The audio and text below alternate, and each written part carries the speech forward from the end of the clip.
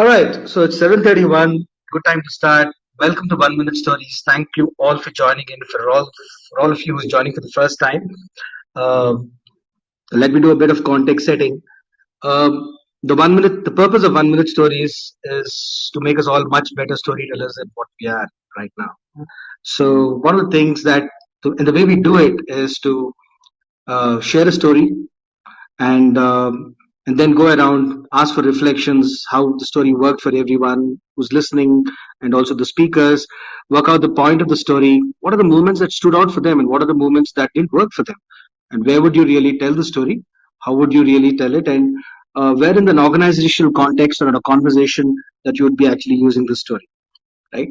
And in the process, we think that this is we're going to pick up a lot of practical tips in storytelling, and that's how this conversation is going to be. And just a point about 1 minute stories.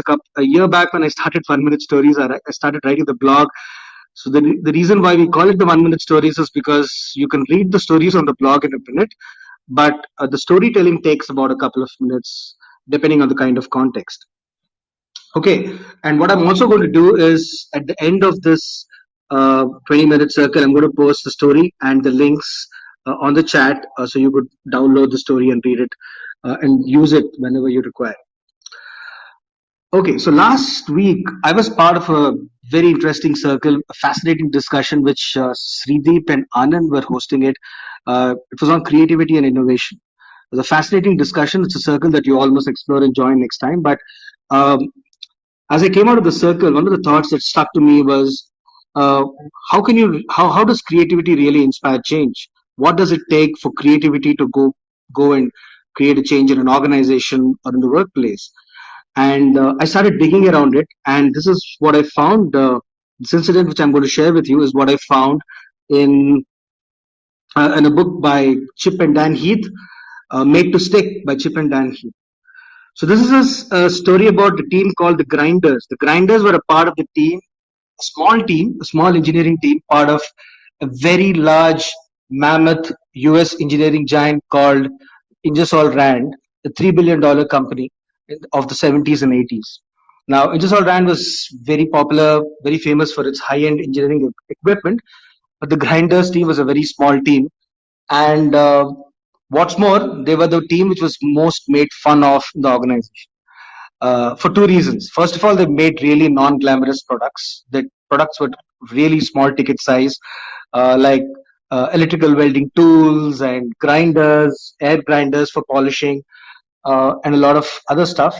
And the second is all their new products took at least all the product cycles were at least taking 4 years. In fact, one of the jokes that the engineers put on themselves was that uh, by the time we launch a product, the nation would have fought a world war. So it was how long they were taking to launch the products. So they were also called the toolies, and they were made fun of. The engineers didn't like it. The leader also did not like it. So sometime in April 1988, this was an incident which happened in April 1988. The new leader came and said, look, we can't be made fun of like this. We got to take charge of things. We got to change things. So he goes to the top management with the commitment of the engineers and says, look, we are going to make a product in 1 year and deliver it in one single year. Okay. The entire grinders team is enthused, and the top management is told to keep away from it. They said, okay, let's get to the work. A crack cross-functional team is formed. The first time ever in the company's history, the engineers leave the factory, go and meet their customers and distributors, take feedback, listen to them. They come back with 100 ideas and start working and thrash out and finally decide on one big idea. They decide to make a product which is a air grinder, which is a handheld air grinder, which is more like the size of a flashlight or a torch. And this is the product which could polish anything, right from a bar stool to an aeroplane hanger, aeroplane parts. So in about 3 months, the entire engineering team and the design team get cracking. They design the prototype, and finally they have the four prototype designs. But exactly after 3 months, one day before the big presentation to the top management, the project hits a biggest challenge and the snag and a crisis, whatever you call it. And the crisis is, what material should they use to make the grinder with? So they have three options. The first option was a very popular option, was the plastic. The second one was with steel or metal. The problem was it would be very unwieldy, especially for a hand grinder. The third option, which they really like, is a composite material, which is a combination of plastic and metal. Uh, but here is where the challenge was. Any new material has to be approved by the quality department, and quality department of Ingersoll Rand was the most bureaucratic. It would take at least 1 year for them to go through the stringent quality tests to finally get it approved. Engineers were shell shocked. They just don't know. I mean, they knew that if they have to go and tell to the quality department, there was no way that they would get an approval, and they saw the challenge collapsing. So all these guys are sitting in the motel, depressed, working, and figuring out how can we design a durability test that will pass the top management tomorrow. So under pressure, three of the leaders come out with a creative solution finally late at the midnight. So this is what they do. They pick up the four grinder tools, the one which is of an aluminium of a competitor, one which is made with steel, the other one with plastic, and the one which these guys are pushing, the composite material. They tie a rope through the tool and go downstairs, pull one of the cars out of the garage in the hotel and tie it to the bumper of the car. And these four guys get into the car and start driving the car like maniacs around the concrete, gravel, cement road around the motel. And they're driving at such breakneck speed like maniacs. They're jumping on the speed breakers. The clanging of the tools is making a racket on the concrete. The noise is so loud that the entire hotel guests are up in arms and they shout and say, "Why are these guys doing this, such a racket? Stop them." But these engineers are driving and driving for about an hour and a half. They're not listening. Finally, they have to call the police, and the police shuts them off and tells them to go back to the rooms. That's how they stop the whole thing. But by then, they've achieved the purpose. The next morning, the leader of the grinders team is walking into the huge conference room, which has got all the big wigs of quality and top management, holding all the tools like how a fisherman walks in with a catch, and calmly puts all the four grinding tools on the center of the table for everyone to see. The plastic one is completely gone. You can't make any sense out of it. It is not even looking like a grinder. The steel and the aluminum are fully dented. They're so scratched and screwed that if you touch them, blood will ooze out. But the composite material, the one which all the engineers were backing, was just having minor scrapes and in super gleaming fine condition. Stunning silence. The quality guys just don't have a say. Within 3 days, the product is approved, the material is approved. Within three months, they launch the product at the distributors conference. The air grinder of Ingersoll Rand is a massive hit. It is a turbo changer for the organization. Blockbuster sales turns around the division and also the company. And no one ever called the engineers team, the grinders team, toolies again. And not just that, it kicked off a massive culture change in the organization. Uh, it's a classic example of how creativity with commitment and teamwork can inspire massive change in an organization. Right. So that's my story. uh, so that's a story for this. So I wanted you guys to respond to it. Mahesh, what do you think about this? And Anand. Brilliant story, Uday, to kind of make a point. And I have been a strong believer always in the method of show and don't tell, because showing has more power than actually telling. And this story really brings that out. From the story perspective, I think some of these creative things come out of a tough situation, and people get creative when they are pushed to a corner and they come out with solutions that do better. But if you actually look around us, you will find many examples like that, which many brands are displaying, and some of the examples which really come to my mind are interesting, and which I would want to share a little bit later, maybe once Anand and others also has a chance to react to your story. So Anand, if you want to react to the story. Yeah, such a fantastic story. Another, you're a fantastic storyteller. the process and the way you use them, and the emotion was quite evident and really nice. So yeah, I think my thoughts on some of this is that sometimes incremental changes, getting to a so there are two approaches to going from point A to point B, right? One is to believe that you'll incrementally make changes, and get there over a period of time.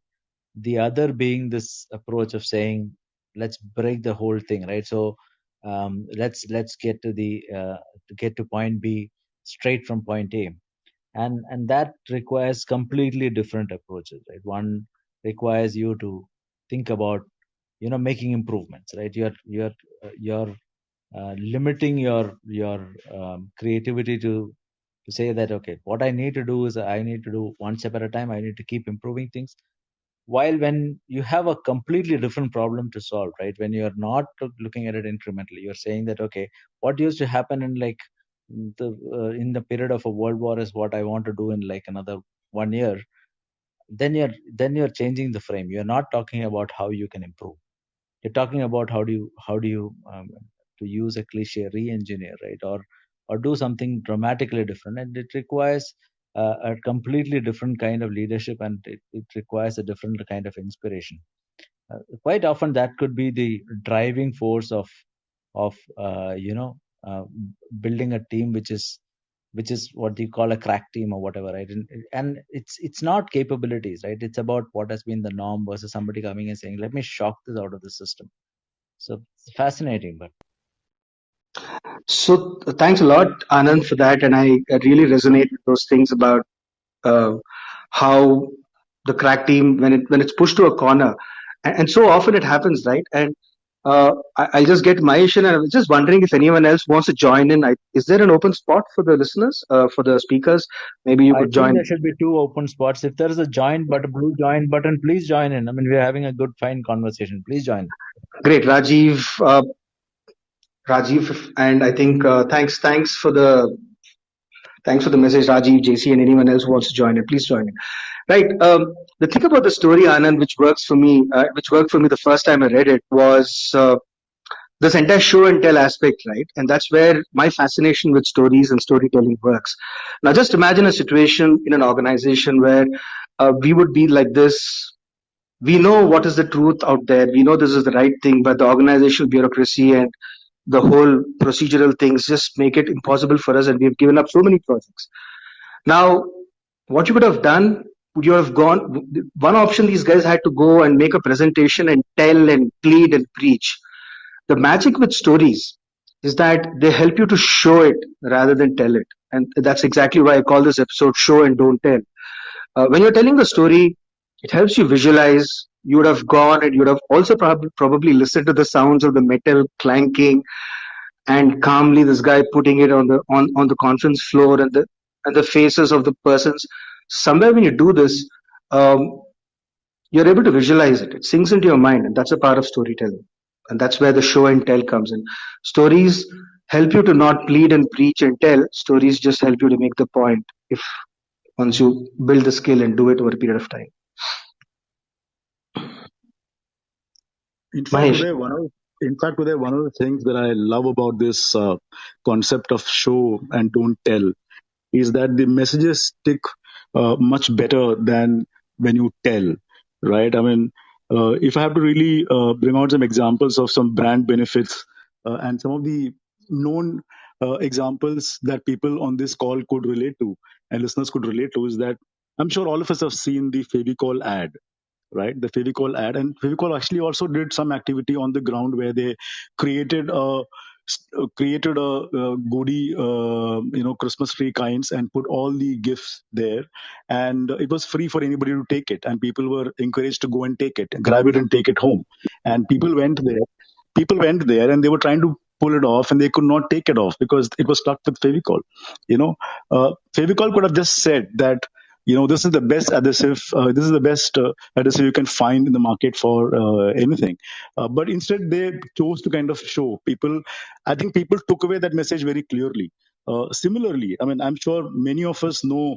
By now, we all know the Gulab Jamun Uncle of Swiggy ads. right? I mean, the idea is not actually Yeah, about knowing that Swiggy delivers gulab jamun, but then that ad is kind of made it stick to your mind consciousness that Swiggy can deliver anything, how much ever small the order is. Now that's the power of show and not tell, but then really get that message across. Or similarly, you look at what Apple has done in the last 3-4 years. They have kind of gone around, put advertising hoardings all across and just written shot by Apple phone. I mean, they never said that their cameras are the best or the cameras are superior or whatever. But then in the last 3, 4, 5 years, they have managed to establish that message. I think that's the power of show and not tell. Sometimes just telling doesn't really get you the effect of showing, right? praise for Apple coming from a Samsung guy to an ex-Samsung guy. This is awesome. But Rajiv, I'd like to get you to speak on this. Great point there. Anyway, your storytelling, I don't have to compliment. Everyone has already said that, and great points by Anand and Mahesh. So, when you speak about show and not tell, to me, even in a business context, in many very serious discussions or meetings or proposals, storytelling has helped distinctly in many areas. Like, sometimes right in the beginning to get the attention, a great story can help you. More interestingly for me, many times when I have been stuck up and logic has not pushed me further, an interesting story at that point has helped me win over. And you just need some presence of mind to pick up a story which is either very contrary to the discussions or something very much in line, but it's worked both ways. A contrary story has also worked for me sometimes. So I think the ability to remember, recollect, and come up with something which is pretty short and crisp helps in great way. It, so I would encourage everyone to uh, practice and learn this art. And In fact, yeah, sorry. Yeah. In fact, Manj? can be a part of. In fact, it can be a part of everyday life. So, for example, Uday invited me to this platform Mensa, and I joined in. And the first thing that I saw is that there is a circle called as 1 minute stories. The moment I saw that, my eyes lit up like a morning bright sky, and I had this widest grin in a long, long time on my face, right? And I was like grinning, and I was just just getting up and walking around. Now, I could have taken time to say all this, or I could have just said I was happy. You know, by saying what I was going through as an emotion, I was just trying to kind of get the listeners to understand the emotions and visualize the immersive visualization of what I was going through and understand that I was happy instead of just telling you that I was happy that I saw Uday on this platform. Yeah, Uday, over to you. I think we are running out of time, so I will give it back to you. Yeah, thanks, Paul. Thanks, Pascal, for that. Storytelling does build a lot of trust. And one of the promises on this call is that I will always leave with one trip of storytelling. The last week I said that you should never start a story by telling I will tell a story. So that's the first thing. And this week, what I'm leaving you guys is that one thing I would urge all of you to do is to go and tell the story to someone in your home, to your child or your friend or your cousin. Let them understand, because look, you will never get the benefit of telling stories until you tell the story. You will never get the benefit of storytelling if you just listen or read stories. The best way to get better at storytelling is to try and tell the story again. I'm going to leave the link on the chat. You can read it up. And next week we'll be back with another story with another topic. See you, and thank you all for joining. Thank you, everyone. Thank